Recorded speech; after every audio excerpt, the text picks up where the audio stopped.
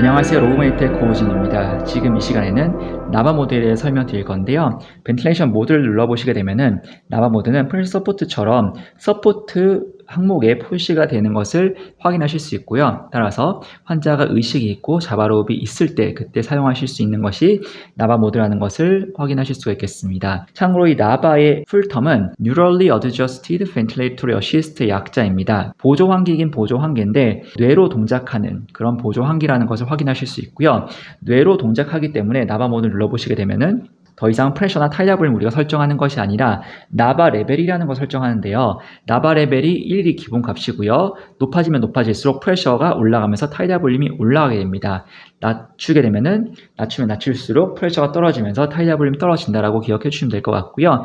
1의 나바 레벨은 굉장히 안전한 값이라고 봐주시면 될 것 같고요. 보통 1에서 3 정도 사이를 많이 사용하시는데요.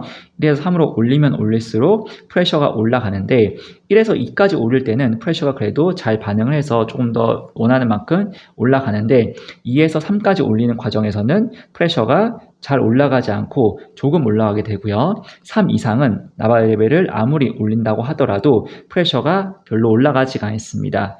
즉 로그 그래프처럼 처음에는 나바 레벨을 올릴 때 프레셔가 잘 반응을 하지만 점점 나바 레벨을 올리더라도 프레셔가 잘 안 올라가다가 결국 더 이상 나바 레벨을 올려도 크게 반응하지 않는 것이 나바 레벨의 특징이라고 생각해 주시면 될 것 같고요. 기본값은 1이고 보통 이니셜로 1.5에서 2 정도 값을 많이 사용합니다. 일단 이 정도 값을 사용해 보도록 하겠고요.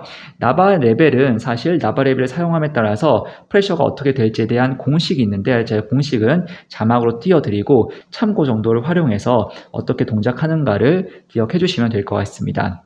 나머지 값들은 거의 프레셔 서포트랑 비슷한데요. EDI 트리거라는 게 있습니다. EDI가 처음 보는 단어이실 텐데요. E가 electricity, 전기입니다.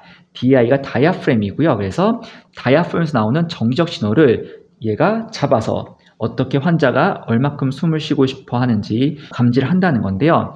사실 아까 전에 제가 처음에 뇌로 동작하는 이라고 말씀드렸는데 뇌에서는 너무나 많은 이제 정기적 신호가 있기 때문에 뇌에서 바로 환자의 호흡 신호를 잡는 것은 사실상 불가능했고요. 뇌에서 나오는 신호가 다이아프램에 도착했을 때 그 다이아프램에 흥분하는 그 신호를 감지해가지고 환자가 얼마나 오래 쉬고 싶어 하는지 얼마나 강하게 쉬고 싶어 하는지를 측정해내는 것이 EDI 트리거라고 봐주시면 될 것 같습니다. 그래서 기본값이 0.5인데요. 대부분 0.5를 사용하기 때문에 일단 0.5에서 시작을 하고 나머지 값들은 프레셔 서포트랑 동일하기 때문에 원하시는 대로 설정해 주시고 accept를 눌러주시면 되는데요. 이따가 다시 한번 자세하게 설명드리도록 하겠습니다. 일단 나바를 시작하기 앞서서 다이프램에서 나오는 정기적 신호를 어떻게 잡아내냐 거기에 대해서 설명드리도록 하겠습니다. 이게 EDI 카테터라는 제품인데요. 여기 나오죠? EDI 카테터라고 나오고요. 6프렌치 49cm이라는 것을 확인하실 수 있는데요. 6프렌치 49cm은 0.5에서 1.5kg 환자가 사용할 수가 있고요. 6프렌치 50cm은 1에서 2kg 환자가 사용하실 수가 있습니다. 보통 NICU에서는 3, 4kg 정도의 환자까지도 있기 때문에 만약에 6프렌치 50을 사용하기가 어려운 환자라면은 키가 45cm보다 클 경우에 8프렌치 100도 사용을 하실 수가 있겠습니다. 대부분 6프렌치 49나 6프렌치 50을 많이 사용하실 거기 때문에 사이즈에 맞게끔 사용해 주시면 좋은데요. 지금 저희가 환자를 1200g이라고 가정하기 때문에 6프렌치 49나 6프렌치 50cm 둘 다 사용하셔도 됩니다. 일단 6프렌치 49를 쓰는 걸로 가정해 보도록 하겠습니다. 참고로 이 EDI 카테터는요. 특수한 피딩 튜브라고 보시면 되겠습니다. 피딩 튜브 역할을 하는데 전극이 있어서 환자의 다이아프램에서 나오는 정기적 신호를 읽을 수 있는 장치인데요. 이 카테터 같은 경우에는 5일에 한 번씩 급여가 되고요. 6세 미만의 환자한테는 100% 급여가 됩니다. 따라서 6세 미만의 환자한테 5일마다 급여가 되기 때문에 확실한 급여를 위해서 6일에서 7일 정도 만에 교환을 해주는 것을 권장을 드리고 있습니다. 상자를 벗게 되면 이런 식으로 포장이 되어 있는데요. 반대를 보게 되면은 이렇게 플라스틱 안에 특수한 피딩 튜브가 있는 것을 확인하실 수가 있겠고요. 플라스틱 포장을 벗기게 되면요. 이런 식으로 특수한 피딩 튜브가 감겨 있는 것을 확인하실 수 있고요. 끝부분을 보시면 전극이 있는 것을 확인하실 수가 있겠습니다. 네, 환자한테 이 피딩 튜브를 삭관하기 전에 윤활해야 되는데요. 윤활제를 사용하시면 절대 안 되고요. 오로지 멸균 증류수로만 윤활을 하셔야 됩니다. 이쪽 부분에 멸균 증류수를 살짝 부어가지고 카테터 끝부분이 멸균 증류수에 한 5초에서 10초 정도 있게 되면은 살짝 말랑말랑해지면서 윤활이 되거든요. 그 상태에서 삭관해 주시면 되겠고요. 참고로 삭관하시기 전에 환자의 NEX를 먼저 측정해 주셔야 되는데요. NEX는 화살표 눌러주신 다음에 EDIN 나바 눌러주시고 이레 카테터 인설션 이 부분을 눌러주시면 되겠는데요. NEX 측정하시기 전에 먼저 네잘과 오랄로 어디로 넣으실 건지 보통 오랄로 넣으시죠. 오랄 선택해 주시면 될 것 같고요. 카테터 사이즈 선택해 주실 때 지금 6프렌즈 49cm 쓰는 거라고 했으니까 6프렌즈 49cm을 선택해 주시면 되겠고요. NEX가 이렇게 되어 있는데 콧등, 귓볼, 검상돌기 타이트하게 측정을 해주시면은 보통 1000g 정도는 15cm 전후가 나올 거고요. 3kg 정도는 20cm 전후가 나올 거예요. 그래서 15cm에서 20cm 전후가 나오면 보통 잘 측정이 되었다고 볼 수가 있는데요. 예를 들어서 15cm으로 측정이 되었다고 가정하고 15cm을 넣어보도록 하겠습니다. 그렇게 되면은 실제로 14cm을 삭관하라고 나오기 때문에 14cm을 삭관할 텐데요. 멸균 증류수로 윤활이 된 카테터를 상자에서 빼서요. 여기 보시면은 4cm가 나와 있습니다. 14cm 넣으라고 하기 때문에 여기 14cm이라고 표시된 이 부분까지 삭관해 주시면 될 것 같고요. 이쪽 부분을 보시면 반대편입니다. 여기에 for feeding only라고 되어 있는 이 부분을 피딩 튜브로 사용하실 수가 있겠습니다. 피딩 하실 때 사용해 주시고요. 그 반대에 있는 이 부분이 있는데 하얀색 뚜껑을 빼서 이쪽에 케이블을 꽂을 건데요. 케이블은 어떻게 꽂는지 이따가 설명드리도록 하겠습니다. 이 하얀색 뚜껑은 나중에 버리시면 됩니다. 그래서 이렇게 구성이 되어 있고 반대쪽 보시면은 피딩 튜브 끝부분에 구멍이 살짝 보이시나 모르겠는데 2개의 구멍이 있어서 이쪽으로 피딩이 가능하고요. 그 위쪽으로 보시면은 이 뭔가 검정색 점이 있죠. 이 점이 전극입니다. 바로 이 전극을 통해서 환자의 다이아프램에서 나오는 전격 신호를 잡을 수 있는데요. 환자의 다이아프램이 이제 이렇게 생겼다고 하면 얘가 식도로 삭관이 되죠. 삭관이 되면은 전극이 다이아프램 근처에 이렇게 위치하게 되면요. 다이아프램에서 나오는 전기적 신호를 특수한 전극이 읽어서 환자가 얼마큼 강하게 또 얼마나 오랫동안 숨을 쉬고 싶은지를 굉장히 정교하게 측정할 수 있고요. 따라서 환자랑 인공호흡 기관의 파이팅이 줄어들면서 싱크로니가 굉장히 개선되면서 환자가 훨씬 더 편하게 호흡할 수 있다는 것이 특징이 되겠습니다. 자, 그러면 이 카테터를 삭관하기 전에 EDI 케이블을 연결해야 되는데요. 이게 EDI 케이블이고요. 이렇게 생겼습니다. 이 검정색 부분을 장비 왼편 아래쪽에 EDI라고 하는 곳에 연결해 주셔야 되는데요. 한 방향으로만 연결하실 수가 있습니다. 따라서 들어갈 수 없는 부분인데 강하게 넣다가 고장이 날 수 있기 때문에 일단은 살짝 넣어보고 밀어보시고 들어간다고 생각되시면은 그때 힘을 주셔야 고장이 안 나게끔 연결이 가능하기 때문에 부드럽게 연결해 주시는 것이 중요하겠고요. 연결하셨다면은 여기 이렇게 단자 같은 게 있습니다. 이것을 빼주신 다음에 케이블 끝부분과 이렇게 연결을 해주시게 되면은 자동으로 EDI 모듈과 케이블 테스트가 진행이 됩니다. 그래서 이 테스트가 진행이 돼서 통과가 되면 패스가 되면은 EDI 모듈과 EDI 케이블이 정상 동작하는 것을 확인하실 수 있죠. OK 눌러주시면은 테스트가 끝났고요. 그 다음에 다시 얘를 분리해 주신 다음에 여기 물이 들어가지 않도록 다시 마개를 닫아 주시고요. 자, 그럼 케이블 준비가 다 되었고요.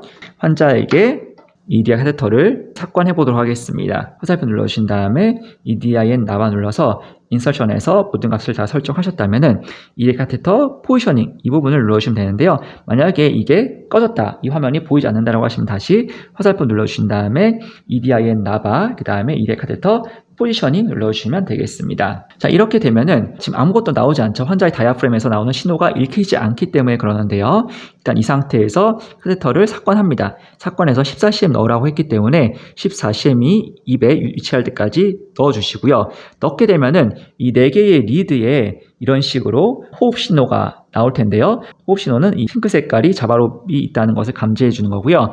또 중요한 것은 다이아프램이 이렇게 위치하고 카테터가 위치하면은 이 다이아프램에서 나오는 신호도 읽히지만 다이아프램 바로 위쪽에 심장이 있죠. 심장에서는 EDI 시그널보다 대략 50에서 100배 정도 강력한 EKG 파형, PQRS 파형이죠. 요게 나오기 때문에 이 계속해서 호흡 신호에 간섭을 주거든요. 따라서 이 다이아프램이 여기 있고 전극이 여기 있는데 이 전극체 윗부분에 하나의 점이 또 있어요. 이게 뭐냐면은 필터를 의미하고요. 이 필터가 심장에서 나오는 EKG 파형, PQRS 파형을 약화시킵니다. 따라서 심장에서 가까울 경우에는 PQRS파가 강하게 표시가 되지만 점점 멀어질수록 약해지다가 마지막에는 굉장히 약해지고 특히 P파가 거의 없어지게 되거든요. 이렇게 되면은 방향성이 맞다는 것을 의미해요. 이게 언제 문제가 되냐면 사건할 때 거의 문제가 항상 이게 말린다는 게 문제잖아요. 사건하면서 특정 위치에서 계속 말리게 될 텐데 말리게 되면은 이런 식으로 PQRS파가 강하고 중간중간에서 약해지는 것이 아니라 말렸기 때문에 마지막 이 부분에서 P파, QRS파가 굉장히 강해집니다. 따라서 마지막 부분에서 강해지는 현상이 있으면은 말렸구나라고 생각해 주시고 빼서 다시 넣어 주시면은 그 부분에서 또 말리실 수가 있기 때문에 오히려 훨씬 더 깊게 넣어 주신 다음에 빼면서 안쪽을 평평하게 해 주시게 되면은 마지막 부분에 PQRS파가 약해지면서 특히 P파가 거의 없어지면서 방향성이 맞는 것을 확인하실 수가 있어요. 방향성이 맞으면서 중간 부분, 두 번째, 세 번째 리드에서 환자의 자발호흡이 읽히면은 굉장히 잘 들어가는 건데요. 만약에 얘가 너무 얕게 들어갔다. 얕게 들어가면은 제일 아래쪽에서만 환자의 자발호흡이 읽힐 수 있겠죠. 그렇게 되면은 얕게 들어간 거기 때문에 더 깊게 넣어주시면 됩니다. 여기서도 화살표가 나올 거예요. 더 깊게 넣어주라고 하기 때문에 더 깊게 넣어주시면 되겠는데요. 이번에 너무 깊게 넣었다고 하시면은 이 가장 위쪽에서만 읽히겠죠. 가장 위쪽에서만 주로 환자의 자발호흡이 읽힌다고 하면은 너무 깊게 들어간 거기 때문에 빼주시면 됩니다. 마찬가지로 여기서 빼달라는 화살표가 뜰 거예요. 그런 식으로 조절하시면서 대략 0.5cm 단위로 조절해 주시면 됩니다. 조절하시면서 두 번째, 세 번째에서 주로 환자의 자발호흡이 읽히면서 PQRS파가 약해지는 방향성까지 맞으면 EDI 카테터가 굉장히 잘 삭관된 것을 확인하실 수 있고요. 다만 다이아프램이 적당한 크기면 두 번째, 세 번째에서만 계속해서 주로 깜빡거릴 수가 있는데 다이아프램이 큰 아기 같은 경우는 주로 두 번째, 세 번째에서 자발호흡이 핑크색으로 감지가 되는데 가끔은 위나 아래쪽에서도 깜빡깜빡 거리는 경우가 있습니다. 중요한 것은 한 곳으로 치우쳐져 있지 않으면 됩니다. 즉 다이아프램이 좀 큰 환자분들은 이런 식으로 이제 1, 2, 3, 4번이 다 깜빡거릴 수가 있는데 주로 그래도 중간을 유지하면서 왔다 갔다 하는 건 괜찮은데요. 치우쳐져 있으면은 아무래도 동작에 문제가 생길 수 있다는 것을 기억해 주시면 되실 것 같습니다. 자, 지금 이것을 환자한테 삭관하지 않았기 때문에 제가 이 시뮬레이션을 보여드릴 건데요. 네, 현재 프로그램을 통해서 임의적으로 만들어낸 EDI 시그널을 보고 있는 건데요. 실제 환자보다 조금 더 지저분하게 나오는 것 같긴 합니다. 어쨌든 보시게 되면은 PQRS파가 처음에 굉장히 강해요. 특히 P파가 굉장히 강한데 마지막 부분에 굉장히 약해졌죠. 특히 P파가 완전히 없어지면서 심장에서부터 이 부분이 제일 먼 것을 확인하실 수가 있겠습니다. 그러면서 지금처럼 첫 번째, 두 번째에서 환자의 자발호흡이 읽히긴 하지만 조금 더 두고 보시게 되면은 주로 두 번째, 세 번째에서 환자의 자발호흡이 읽히죠. 읽히면은 문제가 없는 거고요. 계속해서 한 곳에서만 치우쳐져 있는 것이 아니기 때문에 대략 한 30초 정도 여기서 관찰한 다음에 충분히 위치가 잘 되었다고 생각하시면 사용해 주시면 될 것 같습니다. 여기 보시면 EDI 피크랑 EDI 민 값이 있는데요. EDI 피크는 EDI 시그널의 높은 부분을 의미하고요. EDI 민 값은 낮은 부분을 의미하는데요. EDI 피크가 굉장히 중요한데 EDI 피크는 5에서 15 마이크로볼트가 굉장히 편안한 상태라는 것을 의미한다고 생각하시면 되겠습니다. 즉 우리가 인공호흡기로 환자에게 보조를 아주 잘 해주게 돼서 바이탈 사인과 ABGA가 굉장히 잘 유지가 되고 환자가 편한 상태라고 하면은 EDI 피크는 5에서 15 정도의 굉장히 안정적인 상태라는 것을 보여주게 됩니다. 만약에 우리가 인공호흡기 케어를 잘 못하고 있거나 환자가 상태가 악화가 되어가지고 현재 인공호흡기 보조만으로는 환자의 벤틸레이션을 충분히 해줄 수가 없다면은 환자는 호흡 곤란을 느끼게 되겠고요. 그렇게 되면은 EDI 피크가 정상값인 5에서 15를 넘어서 20, 30, 40, 50, 90, 100 이런 식으로 계속해서 올라가면서 환자가 굉장히 힘들어하고 있음을 확인할 수 있기 때문에 EDI 피크를 보시면서 환자가 충분히 편안한지 편하지 않은지를 확인하실 수 있다고 생각해 주시면 될 것 같고요. 네, EDI 민 같은 경우에는요. 환자가 호기를 했을 때 그리고 다음 흡기 전까지 다이아프램이 편한지 여부를 확인해 주는데요. 만약에 1 이하면은 환자의 다이아프램이 편한 상태이고요. 2나 3 이상이 계속된다고 하면 환자의 다이아프램이 현재 긴장이 되어 있는 상태인데요.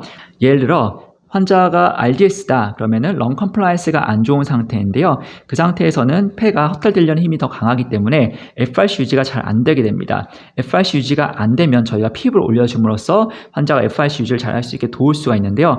즉 우리가 핍을 조금 부족하게 설정해서 환자의 FRC 유지가 잘 안 되면 환자는 호기 이후에도 다이아프램이 긴장이 되어 있고, 다이아프램이 긴장이 되어 있으면 EDI 민값이 1 이하가 아니라 2나 3 이상이 나오기 때문에 저희가 핍을 올려줌으로써 EDI 민값을 낮춰서 환자가 편한지를 확인할 수 있는 것이 EDI 민값이라고 생각해 주시면 되겠습니다.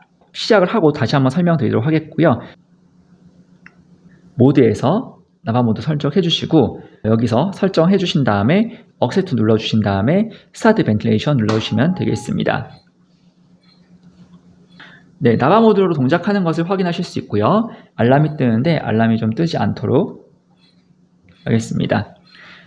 나바 모드로 동작을 하고 있고요. 이 프레셔 플로우 볼륨 세 가지 그래프 외에 한 가지 그래프가 더 생겼죠. 바로 EDI 시그널 그래프입니다. EDI 시그널이고요. EDI 피크랑 민으로 나눠져 있고, 높은 부분은 EDI 피크, 낮은 부분 EDI 민값이라는 것을 확인할 수 있고요. 근데 환자가 호흡마다 계속해서 굉장히 크게 변합니다. 이건 뭐냐면 환자가 더 많이 호흡을 하고 싶으면 EDI 피크가 올라갈 거고요. 덜 호흡을 하고 싶으면 EDI 피크 값이 내려갈 거기 때문에 그렇습니다. 그래서 계속해서 변화가 심하기 때문에 이것을 제대로 모니터링 하시려면은 1분 동안의 평균값을 봐주시면 좋은데요. 이 화살표 눌러주시게 되면은 1분 값의 평균값, EDI 피크의 에버리지 값과 EDI 민값의 에버리지 값이 확인이 되어서요. 이 값을 통해서 EMR의 기록도 하고 인계도 하시고 환자 상태를 파악해 주시면 되겠습니다. 즉 1분 동안의 평균 값이 EDI 피크가 5에서 15 안에 들어온다면 환자는 그래도 현재 편한 상태라고 생각해 주실 수가 있으실 것 같고요. EDI 민값 같은 경우에는 1 이하면은 정말 편한 상태인데 2나 3 이상이면은 핍이 조금 부족해서 환자가 긴장 상태로 생각을 해주시면 된다고 설명을 드렸습니다. 근데 이것도 1분 값의 평균 값이고 그 1분간의 평균 값도 상당히 변화가 있기 때문에 트렌드에서 트렌드 눌러가지고 여기에 EDI 피크랑 민값에 1시간부터 72시간까지 확인하실 수 있는데, 어떤 식으로 환자의 EDI 피크가 변하는지를 통해서 환자의 파악을 하실 수 있기 때문에 이 기능을 기억해 주시면 좋으실 것 같고요. 다시 나바 모드로 돌아와서 매호흡 환자가 쉬고 싶어하는 양이 바뀌고요. 그 쉬고 싶어하는 강도만큼, 시간만큼 프레셔랑 플로우랑 볼륨이 비례적으로 들어가기 때문에 환자는 정말로 내가 자바로흡 하듯이 굉장히 편하게 호흡을 하실 수 있다는 것이 나바의 가장 큰 장점일 것 같고요.